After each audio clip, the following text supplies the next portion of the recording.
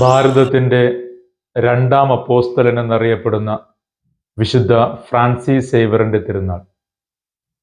ലോകമെങ്ങും പോയി സർവ്വസൃഷ്ടികളോടും സുവിശേഷം പ്രസംഗിക്കുവാനുള്ള ക്രിസ്തുനാഥൻ്റെ ആഹ്വാനത്തെ അക്ഷരാർത്ഥത്തിൽ സ്വീകരിക്കുകയും അതിനുവേണ്ടി ജീവിതം മുഴുവനും മാറ്റിവെക്കുകയും ചെയ്ത ഒരു വലിയ വിശുദ്ധൻ. ഇന്ന് ഗോവയിലേക്ക് ഒത്തിരിയേറെ മനുഷ്യർ തീർത്ഥാടനം നടത്തുന്നുണ്ട്. വിശുദ്ധൻ്റെ ഭൗതിക ശരീരം നേരിട്ട് കാണുന്നതിനും വണങ്ങുന്നതിനും വേണ്ടി.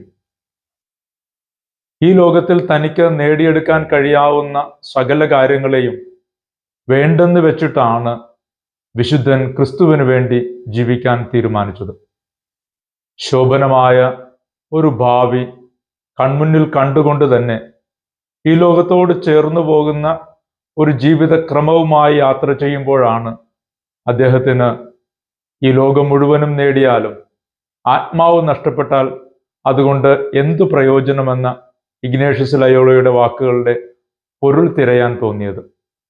അതിൻ്റെ അർത്ഥം മനസ്സിലാക്കിയതോടുകൂടി അദ്ദേഹം ലോകത്തിൻ്റെ പിന്നാലെയുള്ള യാത്ര അവസാനിപ്പിക്കുകയും ക്രിസ്തുവിൻ്റെ പിന്നാലെ യാത്ര ചെയ്യുകയും താൻ അറിഞ്ഞ ക്രിസ്തുവിനെ ലോകത്തോട് വിളിച്ചു പറയുവാനായി ഇറങ്ങിപ്പുറപ്പെടുകയും ചെയ്തു. യേശുനാഥൻ പറഞ്ഞ വാക്ക് വിശുദ്ധന്റെ ജീവിതത്തിൽ അന്വർത്ഥമായി. കൂടെ നടന്ന് അത്ഭുതങ്ങൾ കൊണ്ടും അടയാളങ്ങൾ കൊണ്ടും സുവിശേഷത്തിന് യേശുനാഥൻ ബലം നൽകുമെന്നുള്ളത് അപ്പോസ്തലന്മാരുടെ ജീവിതാനുഭവമായിരുന്നു. അത് വിശുദ്ധനും അനുഭവിച്ചറിഞ്ഞു. തൻ്റെ യാത്രാവഴിയിലുടനീളം ദൈവത്തിൻ്റെ സംരക്ഷണം ഉണ്ടായിരുന്നു. പുതിയ ഭാഷകൾ സംസാരിക്കാനായി കർത്താവ് വരം നൽകുമെന്നുള്ളത് വിശുദ്ധന്റെ ജീവിതത്തിൽ അന്വർത്ഥമായി. താൻ കണ്ടുമുട്ടിയ മനുഷ്യരൊന്നും തനിക്ക് സുപരിചിതമായ ഭാഷ സംസാരിക്കുന്നവരോ ജീവിതക്രമമുള്ളവരോ ആയിരുന്നില്ല. ഒരിക്കലും യൂറോപ്പിന് വശമില്ലാതിരുന്ന, അറിയാൻ കഴിയാതിരുന്ന ഒരു സംസ്കാരത്തിലേക്കാണ് വിശുദ്ധൻ വന്നത്.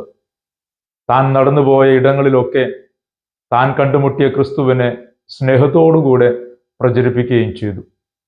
ഒരു കൈമണിയും കൊണ്ട് ഇറങ്ങിപ്പുറപ്പെട്ട് തൻ്റെ അടുക്കലേക്ക് മനുഷ്യരെ വിളിച്ചുകൂട്ടിയ വിശുദ്ധൻ താൻ കണ്ടുമുട്ടിയ മനുഷ്യർക്ക് ഭാഷയ്ക്ക് അതീതമായി ക്രിസ്തുവിനെ പറഞ്ഞു കൊടുത്തു.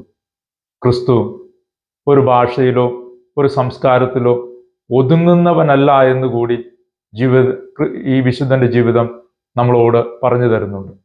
ഏതു ഭാഷയിലായിരിക്കാം ക്രിസ്തുവിനെ വിശുദ്ധ ഫ്രാൻസിസ് സേവ്യർ നമ്മുടെ ഈ കരയിലെ മനുഷ്യരോട് പറഞ്ഞു കൊടുത്തത്. അത്ഭുതം തോന്നുന്ന ഒരു കാര്യമാണ്. പക്ഷേ നമുക്കൊരു കാര്യത്തിൽ വ്യക്തതയുണ്ട്. ക്രിസ്തുവിനെ പറ്റി പറയാൻ വാക്കുകളുടെ ആവശ്യമൊന്നുമില്ല. ഫ്രാൻസിസ് അസീസി പറയുന്നത് പോലെ നിശബ്ദമായി ക്രിസ്തുവിന് സാക്ഷ്യം നൽകി നടന്നു നീങ്ങിയാൽ മാത്രം മതി. അത് നമ്മുടെ ജീവിതത്തിന് വിജയമായി രൂപാന്തരപ്പെടും. ഈ വിശുദ്ധൻ ഒരു വെല്ലുവിളി പോലെ നമ്മുടെ മുന്നിലേക്ക് ഇന്ന് ഈ സുവിശേഷ ദൗത്യം ഭരമേൽപ്പിക്കുന്നുണ്ട്. ഇന്നും അഴുകാതെ വിശുദ്ധന്റെ ഭൗതിക ശരീരം ഈ നാട്ടിൽ ഉണ്ടെങ്കിൽ ഇത് നമ്മളോട് പറഞ്ഞു തരുന്ന സത്യം ഇതാണ്: ഈ ഭൂമിക്കപ്പുറത്തേക്കൊരു യാത്ര മനസ്സിൽ കാണുന്ന മനുഷ്യരുടെ ജീവിതത്തെ ദൈവം പൊതിഞ്ഞു സൂക്ഷിക്കും. അത് മനുഷ്യ സമക്ഷം സാക്ഷ്യമായി നിലകൊള്ളുകയും ചെയ്യും.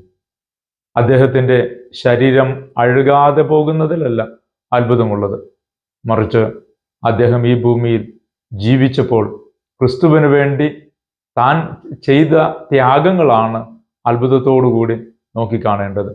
ഈ അത്ഭുതത്തിൻ്റെ പിന്നാലെ നടക്കാനായി നമുക്ക് വിശ്വാസത്തിൻ്റെ ഒരു എടുത്തുചാട്ടം വേണം, ഒരു തീക്ഷ്ണത വേണം, ജ്വലനം വേണം.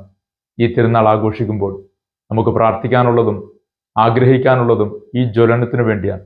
ക്രിസ്തുവിന് വേണ്ടി യാത്ര ചെയ്യാൻ, ക്രിസ്തുവിനെ കണ്ടുമുട്ടുന്നവരുമായി പങ്കുവയ്ക്കാൻ, ഭാഷയ്ക്കും സംസ്കാരത്തിനും അതീതമായി ക്രിസ്തു എന്നും നമ്മുടെ ജീവിതത്തിൽ നിറഞ്ഞു നിൽക്കാൻ വേണ്ടി ഈ ദിനം പ്രത്യേകമായി പ്രാർത്ഥിക്കും.